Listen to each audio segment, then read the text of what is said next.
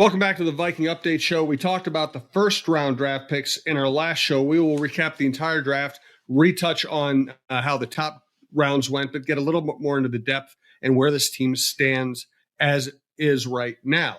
Again, this is the Viking Update Show, part of TalkNorth.com. Please subscribe to your favorite podcast app to listen to this show. It's the easiest way to listen. It's also free. Go to TalkNorth.com, find other shows you like, subscribe to those. Again, it's easy and it's free.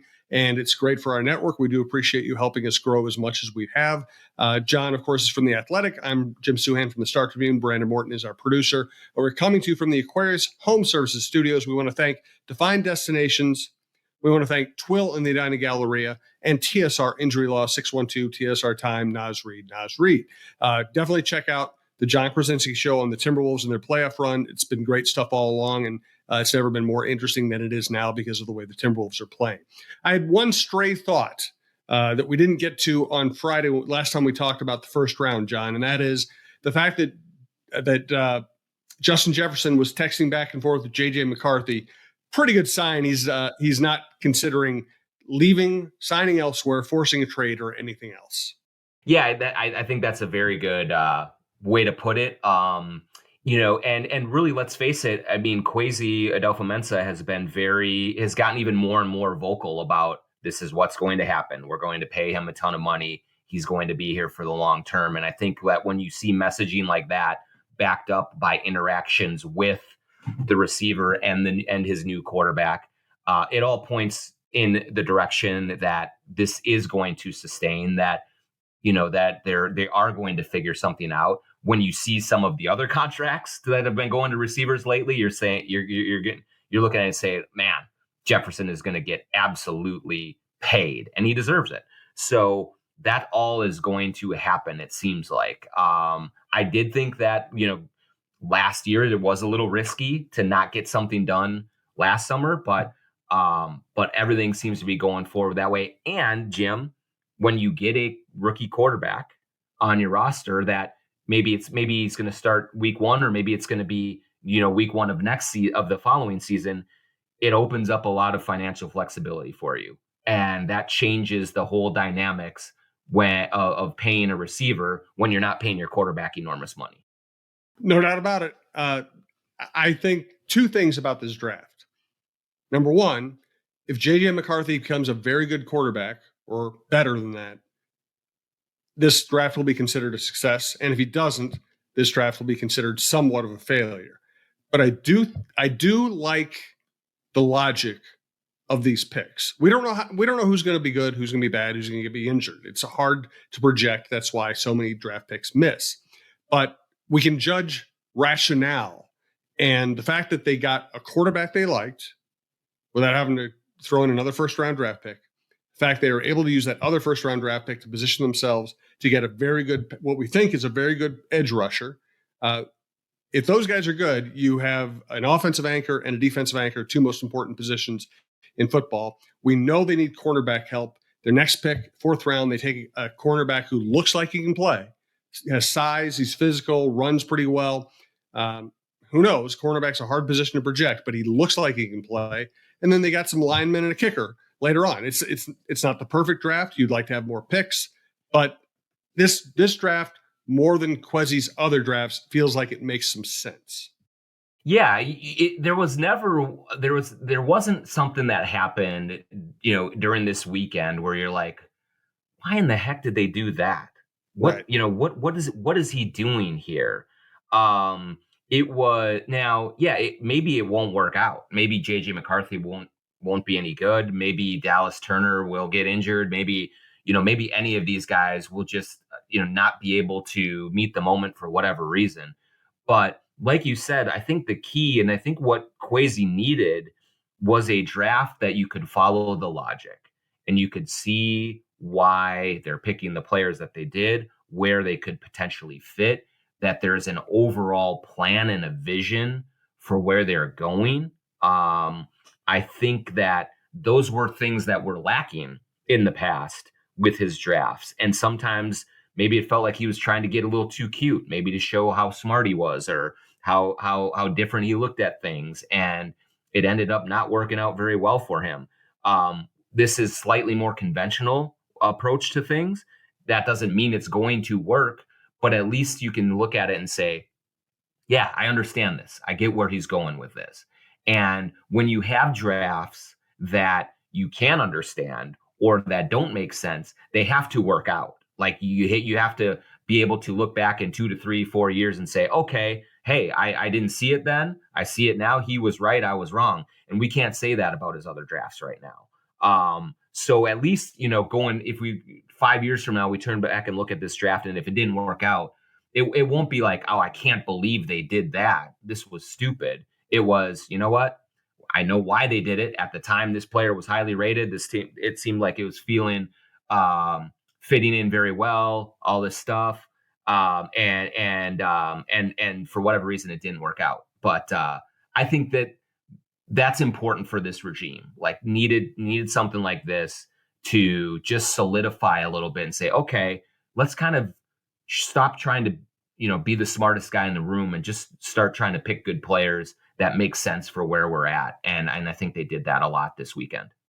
How do you feel about him taking a kicker in the 6th round? I in the 6th round, I don't mind it, honestly, Jim. If it's the 4th round, if it's the 3rd round, those are the times where it's just like, come on, guys, like, what are we doing here? You can get these guys anywhere. But the 6th round, to me, I think like the hit rate on players in that round and in the 7th round is a lot lower. When you look at those, when you're in that spot, you look at the players drafted right after what Will Reichard, right? Or Reichard. Reichard, yep. Yeah. You look at, you're not saying, man, they really messed up and didn't grab this tackle or this, safety or this or that. Maybe they will. Maybe eventually that's the way it plays out. But I don't think that I don't think it's as big of a deal for 6th round. I think that you can justify that if this kid turns out to be your everyday kicker and a really good player. Like that's going to be fine. I don't love spending draft picks on kickers, but a 6th rounder I'm not too bad about. What do you think about it? Yeah, that's the way I feel. I think there are 2 times when you take a specialist in the draft. One is if you just think the guy's going to be a superstar. Once again, it's like picking a quarterback. If the guy's great, nobody's ever going to second guess your pick. They've had trouble with kickers. This guy had a great college career. He also kicked in a very high pressure environment against NFL talent. Expectations you're going to make every kick in that program. So I kind of like it. And because the other reason you draft a kicker or a punter is you get to that spot and you say, we really don't love any position players here. If we did, we'd take them. And if we're not going to take a position player we think is worthy of this pick, why not get a kicker who might solve your problem in that position for 10 years? Yeah, I think so. And look, the guy that they grabbed sure looks like a good kicker. We understand like that these guys can be fickle, like hockey goalies. They can be unstoppable or nails for in college or even for a year in the NFL, and then they can just flame out. Or like the Daniel Carlsons, they cannot get it early and then turn into great kickers. So it's definitely a fragile position. It's a hard one to evaluate, all of those things. But if you do feel really strongly about him and you figured that you didn't want to wait till undrafted free agency because you might be up against a couple of other teams and you might lose out on him, go for it. And like you said, if he becomes your everyday kicker and becomes a reliable guy, not like he doesn't have to be, the Vinatieri, but if he just becomes a guy that you can have for the next 5-6 years at least and is reliable and hits some big kicks for you, it's going to be more than worth that investment of a 6th round pick. Probably more so than you would have got from anyone else that you took at that spot. I'm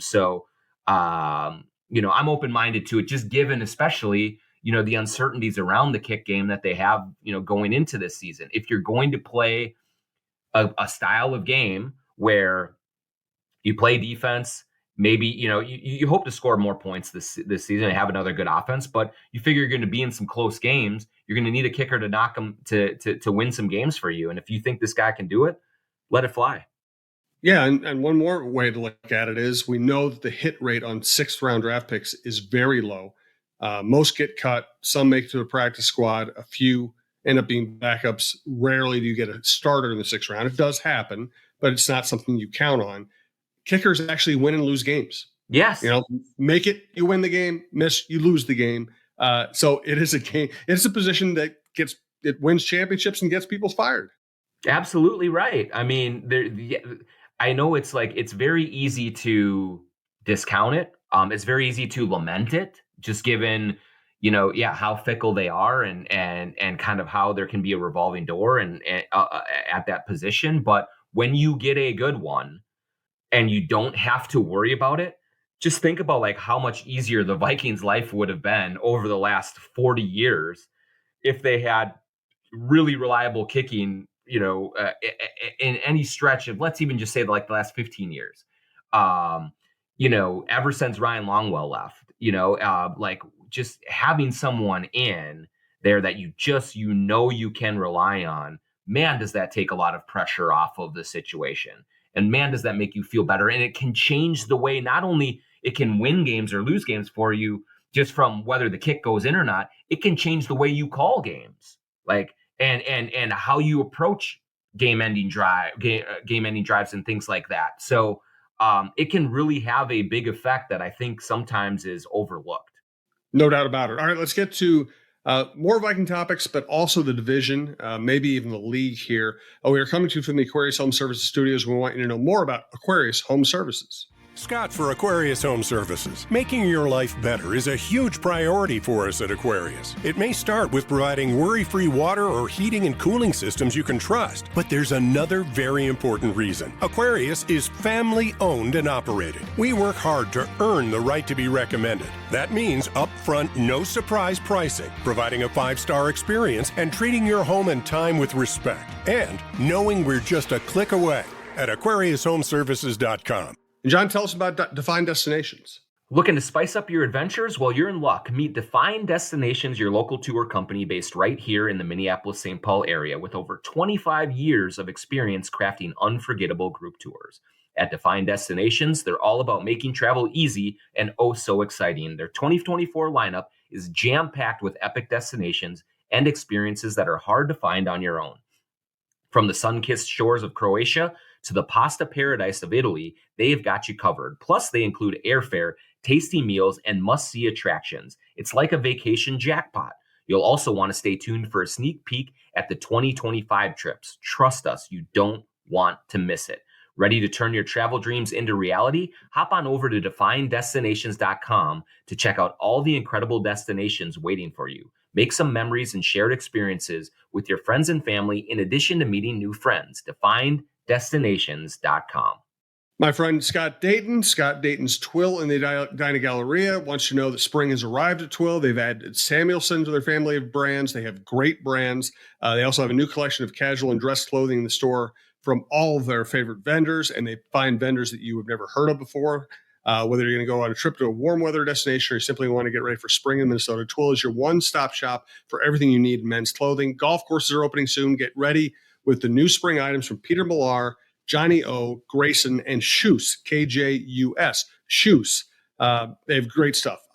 Pretty much everything I wear that doesn't make me look like a slob is stuff I got from Twill. I love the fact that I'm soon going to be wearing the shorts I bought there, the golf shirts, the shoes, and of course I still have the beautiful tailored suit that I wear to special events and a sport jacket that I love.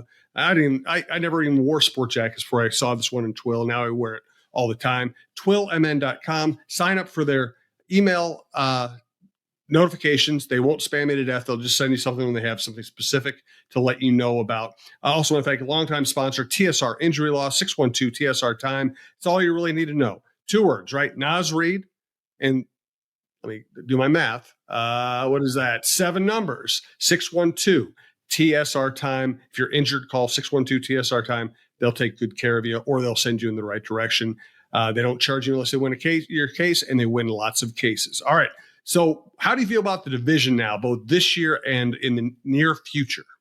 Well, I mean, it's funny. I think for the last several years, it's been one of the weaker divisions in football, and I think it's really becoming one of the stronger ones now. I mean, obviously, the Detroit Lions graduating from absolute doormats to very formidable is a huge change in the dynamics of this division. Now you look at the Bears with Caleb Williams and Roma Dunze and Keenan Allen and DJ Moore and everything they've got going.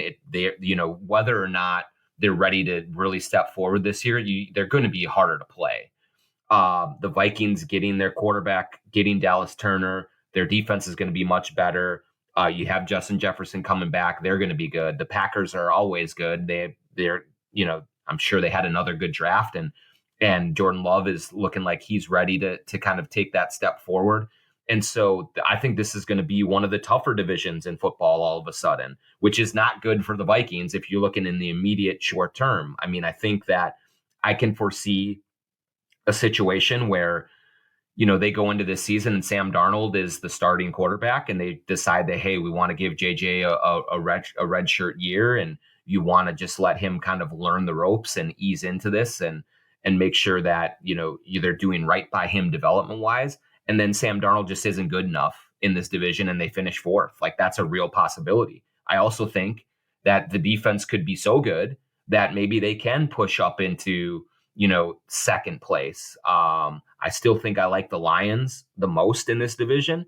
But a lot of things have to break right for the Vikings to be in contention. And I think a lot of things have to break wrong for them to slip to the bottom. But I think that all of those scenarios are on the table right now for them, just because it's a very strong division right now. And it's going to be a slog here going forward for the next couple of years. No doubt about it. By the way, I was reminded again the last couple of weeks how powerful disinformation and propaganda and can be. No, seriously. It's like we see it in the political world all the time. We see it around draft time. But I kept on having people who I think of as knowledgeable sports fans, intelligent people, come up and say, "Oh, are they going to trade for Justin Herbert?" No, it's not even a remote possibility. It's an impossibility. They're not going to do it. The Chargers aren't going to do that. And his contract is untradeable. It's not even a thought. And yet people actually thought it was going to happen. The other thing that, just one second, Jim, on that point, like, to show like the thirst that people have for this stuff. One of the driving forces of that rumor was Antonio Brown. Like, he was putting that stuff out there, and people were saying, like, oh my gosh, like, this is, hey, John, is this right? Is he onto something? Like, what are we talking about here? You're actually taking anything that dude says with any kind of a grain of truth to it. It was just stunning to me, but that's just in the draft and in the lead up to it. Everyone believes everything they possibly see on the internet, and that's how crazy it got. And here's another crazy one. I had Viking fans telling me, the Vikings are getting like a third-round draft pick for this year's draft, right? The Falcons are going to penalize. Right. And I said, no, that's not going to happen. First of all, we don't know what the NFL is going to do. My first guess is the NFL, some Friday night in the offseason when NFL reporters are all on vacation, they put out a statement saying, the Falcons have been fined a 6th-round draft pick, in the 2025 draft. And they just bury the story and move on because they don't really want to get into all this stuff. But to be fair, at least in this one, there is some chance that the NFL will punish the Falcons at some point. But do you think it would be significant? Do you think it would actually benefit the Vikings in any way? Yeah, I just don't know, Jim, is what I would say on that. I know, like, there was speculation that, hey, Kwesi could trade all of his picks next year because they're going to get compensatory picks and you're going to get rewarded with extra pick or 2 or whatever from the Falcons for the tampering. And I don't know. Like, I find it hard to believe that the NFL would dock them a 1st rounder or a 2nd rounder, even a 3rd rounder for something that I assume happens all of the time, across the league. Now, could they get a 5th rounder or 6th rounder? Maybe, maybe a 4th at best. But I'm not expecting some sort of draft pick windfall to land in the Vikings' laps because of this incredibly big scandal. I think it was, it certainly was acknowledged. I know that Pro Football Talk is trying to make this out to be like Watergate. But I just don't, I can't get too excited about it. I don't think that, I mean, there may be a crackdown. There may be something that comes the Vikings way, but certainly I'd be surprised if it was significant enough where you looked at it and said, oh man, well, what were we ever worried about Kwesi giving up picks to move up in the draft for Turner or for McCarthy at all about? Because look at what they have now coming down the pike. I just don't see that happening. I do think they could end up with some compensatory picks. I also think they have an incredible amount of salary cap space freed up for next year where they can fill needs with veteran free agents. But here's my view, and if I'm wrong, I will admit it. I don't think the NFL wants to get in the business of legislating, or I guess punishing teams for tampering or talking to free agents when they know that all these rumors, all these teams trying to be aggressive in free agency is one of the great drivers of popularity in their sport. So I could see a slap on the wrist. I'm just not sure I see anything that's going to make a Viking fan celebrate. Yeah. And I mean, especially this was the Vikings were letting Kirk go. Like this wasn't a situation, I don't think, where, the Falcons came in and said, and did something to convince a quarterback that was absolutely going to stay and that the Vikings absolutely wanted to stay to leave. Like that, I just don't think that the tampering was that effective in this case. I think he was going to go for the money, whether or not there was that overture or not. And so I just think this is something wholly different than signing Joe Smith with a contract under the table. Like, I just do. And that, that was circumventing the salary cap and just an egregious thing that, again, I think other teams did at that time, but the Timberwolves just got caught for. This one, I do think other teams do it. I think the Falcons maybe just got caught, but I don't see it as the same sort of, really impactful, devastating thing, nefarious thing, beyond the normal kind of business that happens around free agency that is kind of accepted out there. Agreed. Absolutely agreed. Another fascinating trend. We saw it play out in the first round. We saw it play it out even in other rounds. I mean, we know it's an offensive league, but good Lord, I think the first 14 picks were offensive players, 6 quarterbacks in the first, whatever it was, 13 pick. I mean, it's amazing how much of an offensive league this is. Unbelievable, Jim. And obviously, and I think the Vikings benefited too, because everyone really did expect Dallas Turner to be gone a lot earlier, right? And so I think as he slid down the board, as all of these offensive players kept going, at least pushed Turner into a range of draft picks that made it possible for Kwesi to pay a price to get up to 17 to go get him. I don't think he could have gotten up to 11 or 12 to get him. But he got down to 17. Maybe he would have even gone a little bit further. But it absolutely benefited him. But it was shocking to see like the way that it all played out that way.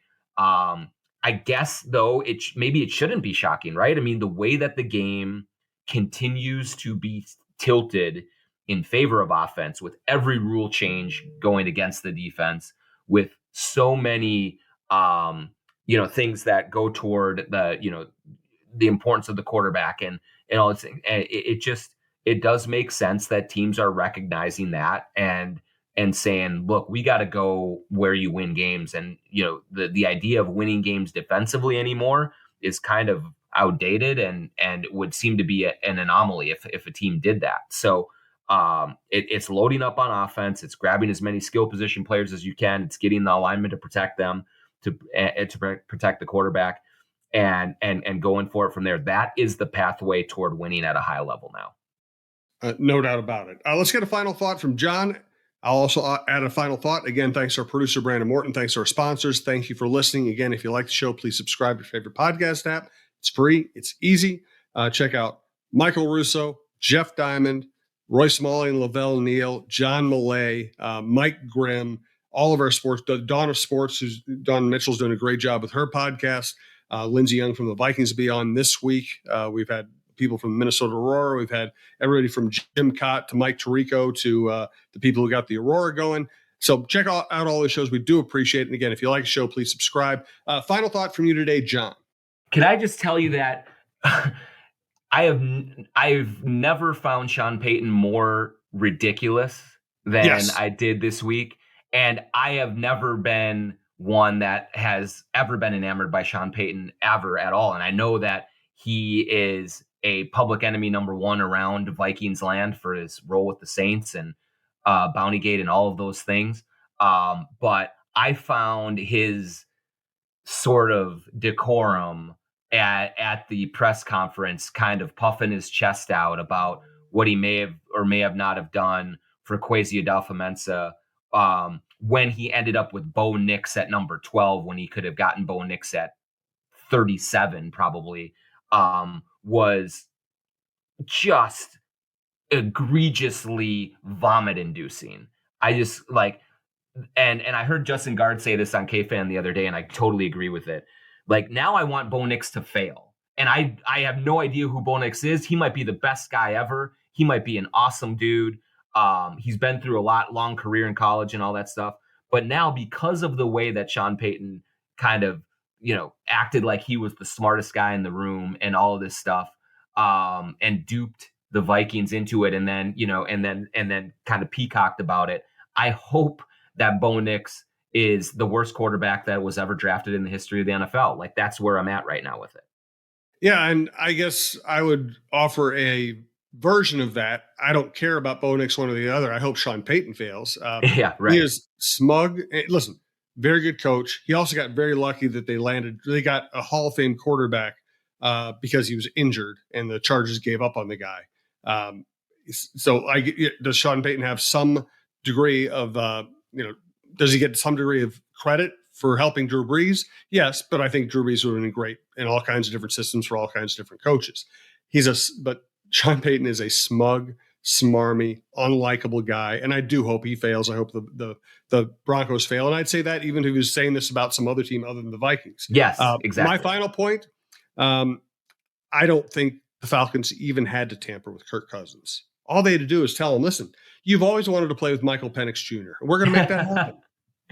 Oh, I love it. Here's the one thing you're exactly right about. The one thing I will say in Kirk's defense here, where, everyone's saying, well, why is he so stunned? And this is the business of it. I have a very hard time believing the Falcons saying, well, we didn't know this was going to happen. We loved Penix, but we didn't know he was going to be there.